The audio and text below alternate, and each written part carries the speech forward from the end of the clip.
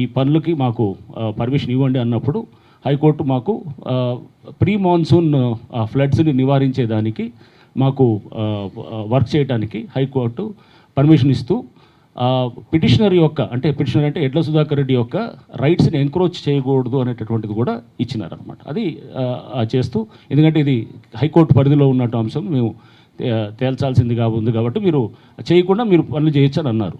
So మేము పనులు చేసాము, ఆ చెరువు పనులు చేసాము, బండ్ క్రియేట్ చేసాము. ఎందుకంటే బండ్ క్రియేట్ చేయాలంటే చెరువు అనేది బండ్ క్రియేట్ చేస్తేనే చెరువు నీళ్ళు అవుతాయి. సో బండ్ క్రియేట్ చేసాము. బండ్ క్రియేట్ చేసిన తర్వాత దాని మీద మేము ఎక్కడ కూడా ఆ బండు మీదే చిన్న పార్క్ ప్లే ఏరియాని కానీ లేకపోతే అక్కడ ఎక్కడ సెపరేట్గా పార్కులు కూడా తయారు చేసిన లేదు. అది చిన్న 5 ఎకరాల ఇది. దాని మీద మేము కొంత చెట్లు అది అంతా కూడా పెట్టి దీన్ని తయారు చేసాం.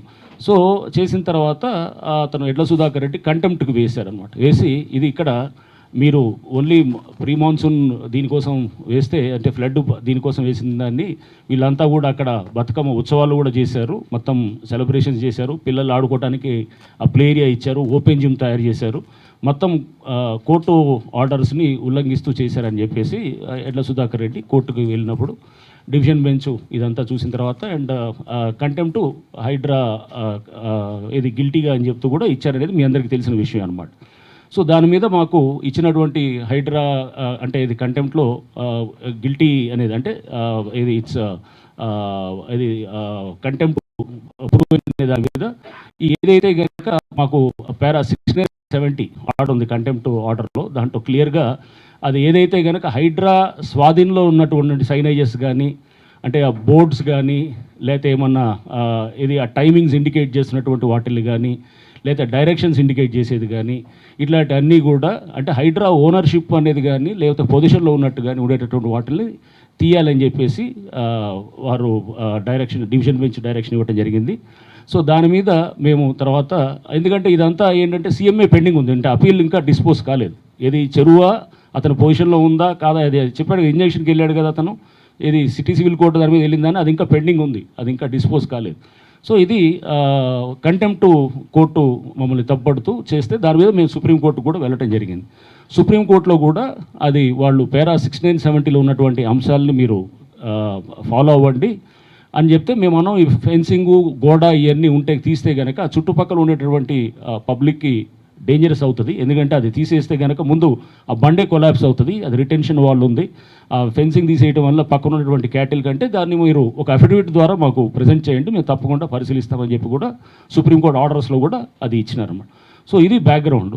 సో ఇప్పుడు దీంట్లో మేము ఆ పారా 6970లో ఉన్నటువంటి ఏదైతే కనుక మెన్షన్ చేశారో డివిజన్ బెంచ్ ఇచ్చిన ఉత్తర్వులు తప్పకుండా మేము తూచా తప్పకుండా పాటిస్తూ ఆ బోర్డ్స్ సైనేజెస్ ఏదైతే పెట్టామో అవన్నీ కూడా మేము తీసివేయటం జరిగిందనమాట. ఇప్పుడు ఆల్రెడీ తీయటం జరిగింది. అండ్ ఈ రైలింగు గోడలు ఇవన్నీ కూడా అదంతా కూడా దాన్ని సంబంధించి వచ్చింది, అది సుప్రీంకోర్టుకి అఫిడవిట్ రూపంలో మమ్మల్ని 3 వీక్స్లో ఇవ్వమని చెప్పి కూడా చెప్పడం జరిగింది. సో అది కూడా మేము చేస్తాము.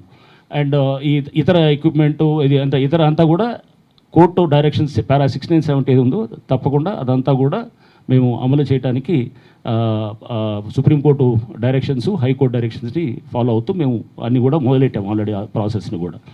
రైట్, ఇది ఇలా ఉండగా అసలు బేసిక్ దాంట్లో అసలు మొన్న కూడా నేను చూశాను ఎడ్ల సుధాకర్ రెడ్డి ఏదో ప్రెస్ మీట్ కండక్ట్ చేసి ఆయన ఏదో అంటే ఇది ఇక్కడ చెరువు అనేది అసలు మేము ఏదో ఇక్కడ ఏది చిన్న కుంట ఏదో ఉండేది అంతే తప్ప కానీ అనేది ఆయన అఫిడవిట్లో క్లియర్గా 1000 లారీలు మేము ఫిల్ చేసాము ఇది ఆ కుంటనని చెప్పి కూడా అతను అఫిడవిట్లో ఉందన్నమాట.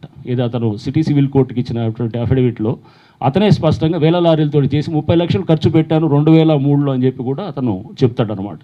చెప్పి చేసిన దాంతో అంటే అది ఒక గుంతనో లేకపోతే ఒక కుంటనో దాన్ని ఫిల్ చేశాడనేది అతనే అడ్మిట్ అవుతున్నాడు.